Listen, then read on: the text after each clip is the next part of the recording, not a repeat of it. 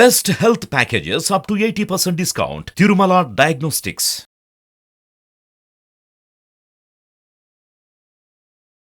నమస్తే, welcome to Suman TV. నేను మీ యామ్ని. ప్రస్తుతం మనతో ఉన్నారు ప్రముఖ ఆధ్యాత్మికవేత్త, ప్రముఖ జ్యోతిష్య వాస్తు పండితులు, లలిత ఉపాసకురాలు ఆకెల శ్రీలక్ష్మి గారు ఉన్నారు. వారితో మాట్లాడదాం.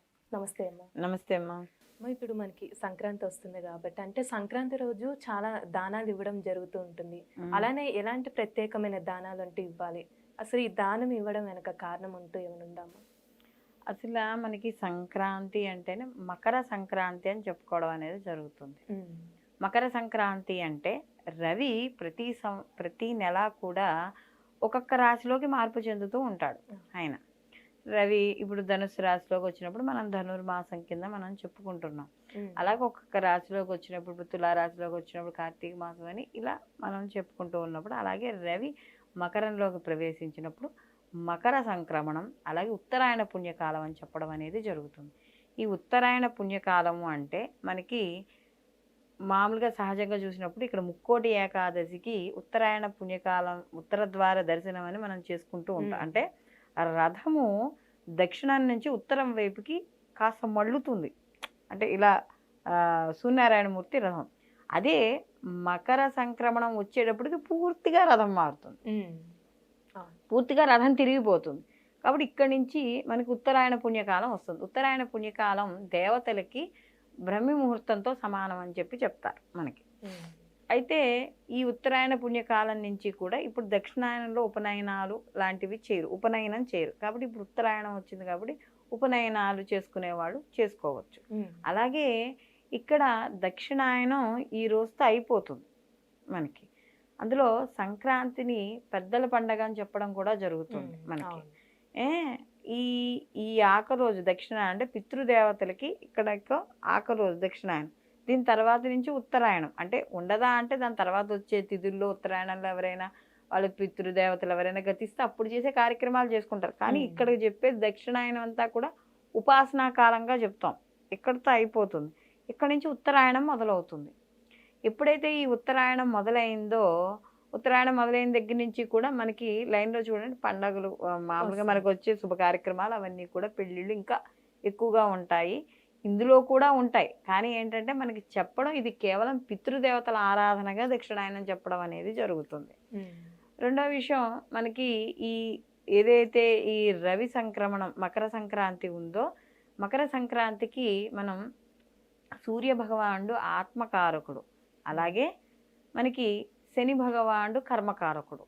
అయితే ఈ యొక్క సూర్యుడు మనం రవి గాని చూసుకున్నప్పుడు ఆరోగ్య ప్రదాతగా కూడా మనం చెప్పడం అనేది జరుగుతుంది. కాబట్టి ఈ సంక్రాంతి రోజు సూర్య ఆరాధన విశేషమైన ఫలితాన్ని ఇవ్వడం అనేది జరుగుతుంది. అలాగే ఈ ఆరోగ్యం కోసం ఎవరైతే బాధపడుతున్నారో వాళ్ళు ఈరోజు సూర్యనారాయణ ఆరాధన చేసి ఈ మన ఆదిత్యోదయ పారాయణ కానీ, సంక్రమణ సమయంలో ఏదైతే మనం చేసే స్తోత్రాలు కానీ ఏవైతే ఉంటాయో అవి విశేష ఫలితాన్ని ఇస్తాయి అని శాస్త్రం అనేది చెప్తోంది. అలాగే ఇక్కడ మకర సంక్రమణం అనేది మనం చెప్పుకున్నప్పుడు ఇందాక పెద్దల యొక్క పండగగా మనం చెప్తారా అంటే ఈరోజు పితృదేవతలకి వాళ్ళని ఉద్దేశించి వాళ్ళ కోసం చేసే దానం, ధర్మం, వాళ్ళ కోసం చేసే తర్పణాలు ఇవన్నీ కూడా వాళ్ళకి ఉద్ధతికి ఉపయోగపడతాయి అని చెప్పడం అనేది జరుగుతుంది. అలాగే ఈరోజు ముఖ్యంగా పెరుగు, బియ్యము, అలాగే వస్త్రము, మనకి గుమ్మడికాయ, వెండి ఇలాంటివన్నీ కూడా దానం చేయమని చెప్తోంది శాస్త్రం. కొంతమంది పూర్వం కానీ లేదా ఇప్పుడు కొంతమంది పెట్టేవాళ్ళు కూడా ఈరోజు ప్రత్యేకంగా పితృదేవతల ప్రీతి కొరకే తిథి పెట్టేవాళ్ళు కూడా ఉంటారు. అన్న శ్రాద్ధాలు చేసే శ్రాద్ధ కర్మలు చేసేవాళ్ళు కూడా ఉంటారు.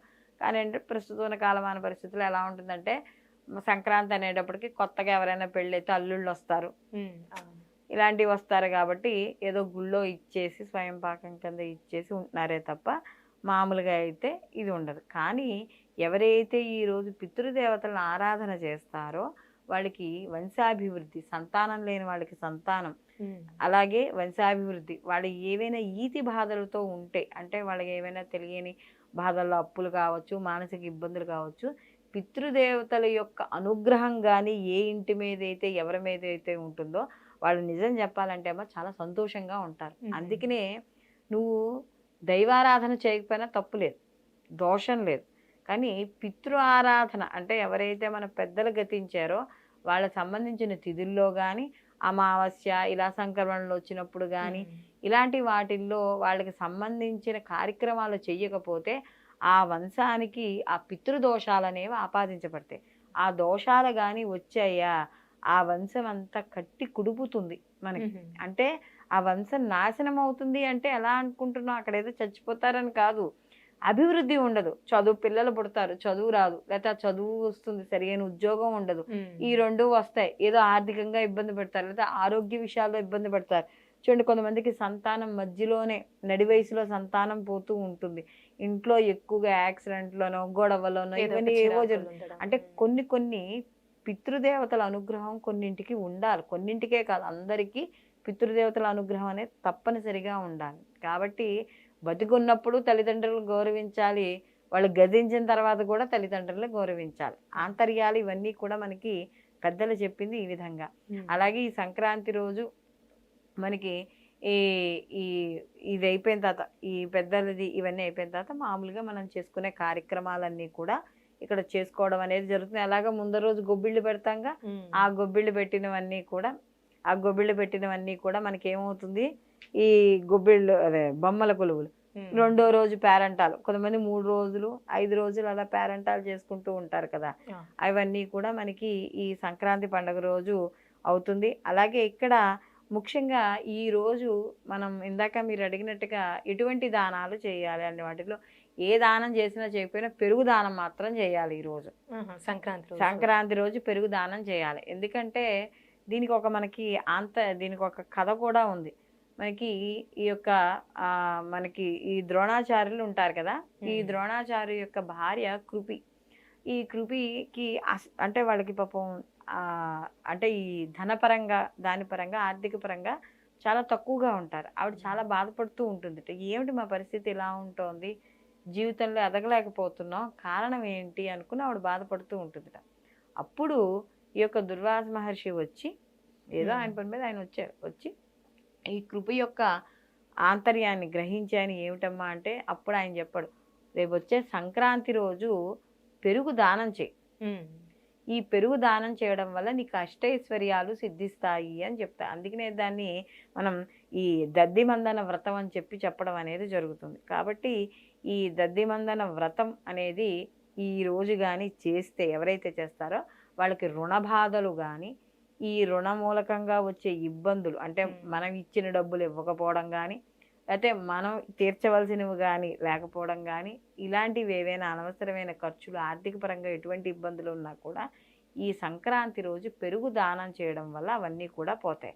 అలాగే ముఖ్యంగా ఇందాక మనం చెప్పుకున్నట్టుగా వస్త్రము, వెండి ఇవన్నీ ఈ వెండి ఇలాంటివి ఇచ్చినా ఇవ్వలేకపోయినా కనీసం గుమ్మడికాయ మనం తినే గుమ్మడికాయ, బూడిద గుమ్మడికాయ కాదు, మనం తినే గుమ్మడికాయ రౌండ్గా ఉంటుంది, ఆరెంజ్ కలర్, ఆ గుమ్మడికాయను బ్రాహ్మడికి దానం చేయడం, పెరుగు దానం చేయడం, ఈ వీటి వల్ల మాత్రం విశేషమైన ఫలితం అనేది తప్పనిసరిగా కలుగుతుంది. అయితే సంక్రాంతి రోజమ్మా మనం ఇందాక ఇంకేమైనా విశేషంగా మనం చేసుకోవచ్చా అని అడిగారు కదా, చేసుకోవచ్చినప్పుడు శివారాధన చాలా ఉత్తమం.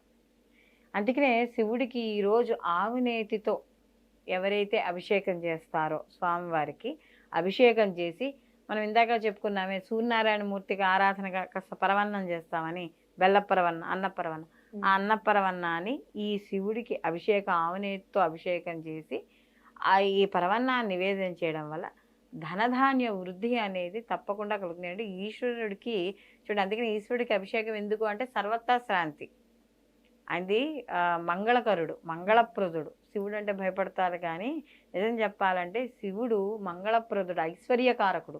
మనకి ఐశ్వర్యాన్ని ఇచ్చేది కూడా ఈశ్వరుడే.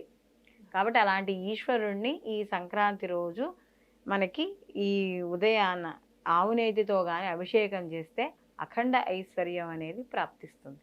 అలాగే ఈ సంక్రాంతి రోజు మామూలుగా మనకి ఈ వాటిని ఏమిటంటారు, కొన్ని ప్రాంతాల్లో అయితే వీళ్ళకి ముందుగానే అంటే కనుమ రోజు నుంచి మొదలవుతాయి, కానీ ముందు రోజు నుంచే వీళ్ళకి ప్రబల తీర్థాలని చెప్పి ఇవన్నీ మనకి గ్రామ దేవతలకి చేయడం, కొంత ప్రాంతీయ ఆచారాలు అంటే ఇప్పుడు ఇవన్నీ ఈస్ట్ గోదావరి సైడ్ అటువైపు ఈ సంక్రాంతికి సంబంధించి విశేషంగా జరగడం అనేది ఉంటుందన్నమాట. చాలా చక్కగా తెలియజేశారు. ధన్యవాదాలు. నమస్తే.